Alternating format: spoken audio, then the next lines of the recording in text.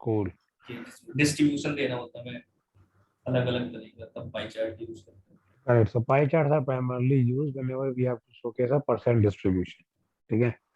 अब मतलब जब भी हमें परसेंटेज के अक्रॉस एक भी बनाना था, then pie chart is the most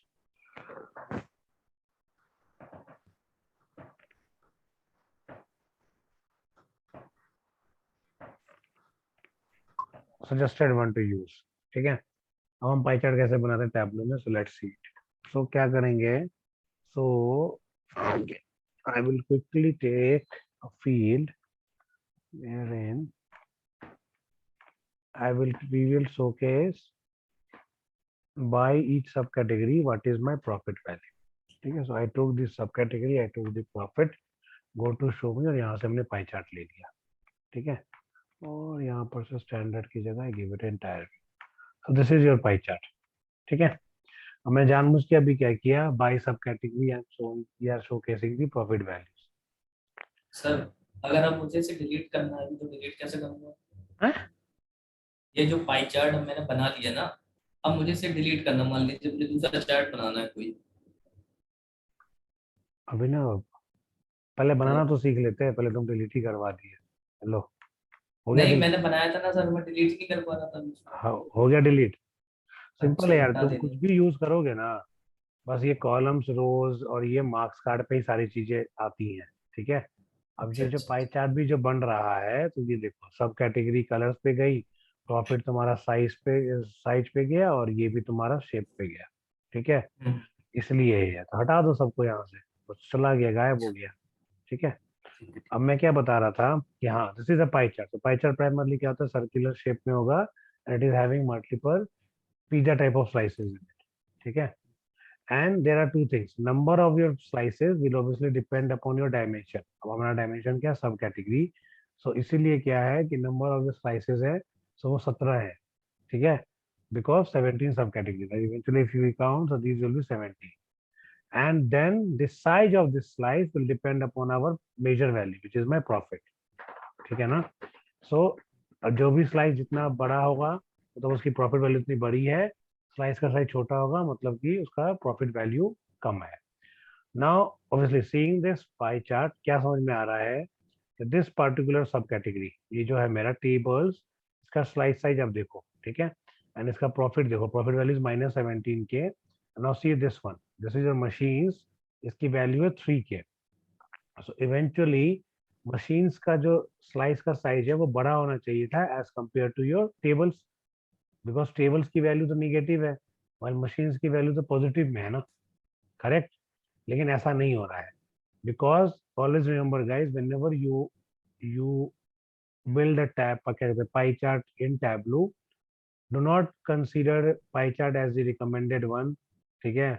or a good way of showing your data whenever there are negative values in your measure. So primarily अभी क्या, प्रॉफिट फील्ड में निगेटिव वैल्यूज है, right. So sir there are certain sub category जहाँ पर हमारी जो profit है वो निगेटिव है, माइनस में है। होता क्या है, पाई चार्ट जब भी टैबलू में बनता है, सो नो, इसका ऐसा कोडिंग हो रखा है बैकएंड पे, इनबिल्ट है ये, कि वो हमेशा रिलेटिव वैल्यू मतलब एब्सोल्यूट वैल्यू लेगा। सो माइनस मतलब साइन को वो इग्नोर करता है।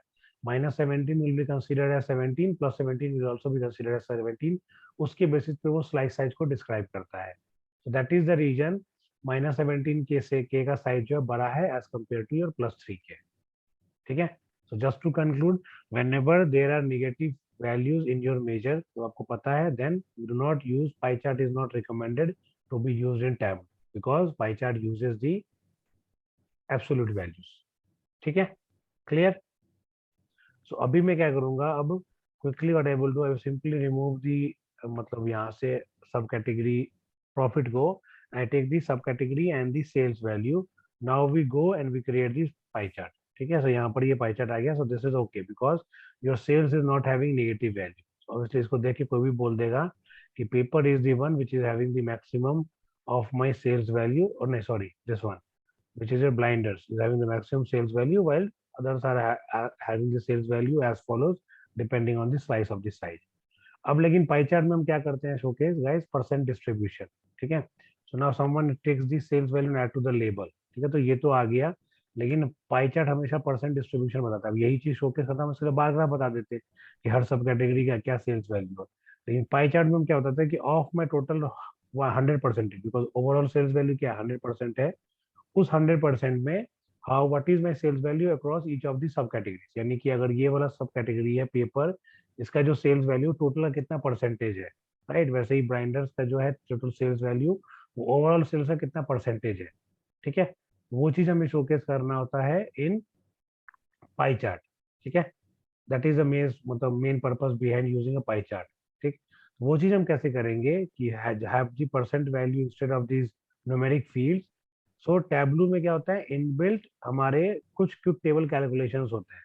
तो प्राइमरली ये जो सेल्स वैल्यू होगा दोस्त, इसका जो परसेंटेज होगा इसकी वैल्यू क्या होगी, एनी आइडिया, इसका जो परसेंट निकलेगा तो फॉर्मूला क्या होगा, 78% आएगा। सॉरी 78% आएगा सर इसका। 78% क्यों आएगा अभी, 78,479 डिवाइडेड बाय टोटल सेल्स आएगा ना। तो प्राइमरली अगर हम यहाँ से ले 17,489 डिवाइडेड बाय 2297201, वो जो वैल्यू आएगी वो इसका परसेंट आना चाहिए, इसका आना चाहिए 203413 डिवाइडेड बाय जो भी ये सेल्स वैल्यू है विच इज 229 2297। ठीक है, तो वो आएगा। सो प्राइम ये आएगा, उसके लिए क्या होगा, सो मतलब हमें इसको डिवाइड करना है, हर एक की वैल्यू को डिवाइड करना है टोटल से। तो टोटल की उसके लिए क्या टैबलू में, so we have a inbuilt, क्या कहते हैं आप कह सकते हो फंक्शन या फिर variable which is quick table calculation, जो कि क्विक टेबल कैलकुलेशन पे जाओ, यहाँ पर आप करोगे परसेंट ऑफ टोटल परसेंट, यही हमें करना है कि हमें न्यूमेरिक वैल्यूज की जगह ओवरऑल परसेंटेज ऑफ टोटल बताना है कि इसका जो वैल्यू है what is the total percentage with respect to total value, simply you click on percent of total. अब ये टैबलू में क्या है, इनबिल्ट है, हमें इसको सिंपली कॉल करना है। So the moment you called it, so now you see it's letting you know what is the sales value across each of the subcategories, percentage value. कोई question?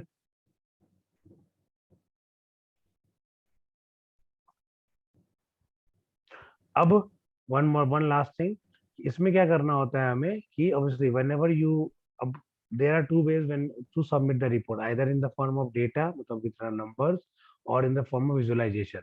So not by the book rule, ये कहीं book पे नहीं लिखा है, लेकिन obviously when we share the numbers as an output, it's okay to have values up to 2 decimal places. लेकिन जब भी हम कोई चार्ट शेयर करते हैं ना, बीट bar graph pie chart any of the chart types, तो उस हमारे चार्ट्स में कभी भी डेसिमल वैल्यूज नहीं होते हैं as a best practice, not by the book rule.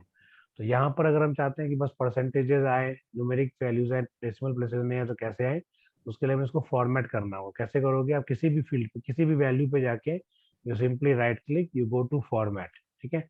जैसे ही आप फॉर्मेट क्लिक करोगे तो आपको जो डेटा वाला एरिया है ना, it will get over ridden by your format font वाला एरिया। तो देखिए अभी वो डेटा वाला एरिया है, जैसे ही हमने यहाँ पे राइट क्लिक किया, फॉर्मेट पे क्लिक किया, सॉरी राइट क्लिक किया, फॉर्मेट पे क्लिक किया, so it got overridden by this format pin वाला एरिया, ठीक है। So this is how it works in Tableau. तो यहाँ पर सबसे पहले आप फील्ड सेलेक्ट करोगे, किस फील्ड को हमने फॉर्मेट करना है। So we have to format percentage of total sum sales, तो हमने उस पर क्लिक किया, ठीक है। And then we need the values in, क्या कहते हैं, परसेंटेज, और ये हमारा जीरो डेसिमल प्लेसेस, तो जीरो पे जाके आप क्लिक करोगे, तो नाउ यू सी, और once done you simply cross, because हमारा फॉर्मेटिंग हो गया, हम चाहते हैं फिर से वापस हमारा डेटा और एनालिटिक्स वाला ऑप्शन यहाँ पर आ जाए। So you simply cross on this one and your values are appearing here as percentage values and data is back here. So now this is your pie chart. Obviously just to make it more representative, what you can do, you can take this subcategory and add to the labels as well. So by subcategory it is showing you what is the total sales value. So this is an example of pie chart. और इसमें क्या हमें ध्यान देना है, तो limitation is कि whenever you have negative values in your measures, do not use a pie chart because Tableau considers the absolute value. तो फिर सर जब नेगेटिव वैल्यू हुई, अगर मुझे परसेंटेज में देना तो कौन सा चार्ट बनाऊंगा फिर? बार ग्राफ बनाओ ना, जो बार ग्राफ बनाया ना पहले हमने, बार ग्राफ बनाओगे। और नेगेटिव वैल्यूज को परसेंटेज में क्यों ही देना होगा, नेगेटिव बाई टोटल करोगे क्या वैल्यू आएगी, वो तो नहीं, अगर बाय चांस कोई डिक्रीज, पूछ देना सर एकदम कैसे करोगे तो? ऐसा नहीं होगा। अगर आपको ऐसा कुछ बोला जाएगा ना, तो या तो आप बार ग्राफ बनाओगे या फिर आप क्या करोगे, कि फिल्टर्स में जाके ना आप रेंज जो स्टार्ट करोगे वो 0 टू वो कर दोगे, यानी नेगेटिव वालों को उड़ा दोगे, ठीक है। तो जीरो, हम जीरो से लेंगे तो पहले वाले जो वैल्यूज है वो गायब हो जाएंगे, निगेटिव वाले, ठीक है। तो मान लो जो भी निगेटिव सब कैटेगरीज है वो चली गई, क्योंकि भाई निगेटिव को पॉजिटिव से क्यों ही कंपेयर करना है। सिंपल, अगर आपको बस दिखाना है तो बार ग्राफ यूज कर लो, ठीक है। या फिर अगर उसको एज अ वो करना है, परसेंटेज डिस्ट्रीब्यूशन दिखाना है, तो निगेटिव वालों को हटा दो, फिल्टर्स में जाके हटा देंगे, ठीक है। अभिनव क्लियर है? हाँ सर ठीक है। कोई क्वेश्चन है और किसी को? नहीं सर। ठीक है, कूल है। So guys what I will say now, so you guys practice this, ठीक है। बाकी अपन कल मिलते हैं, ठीक है। I will share the recordings and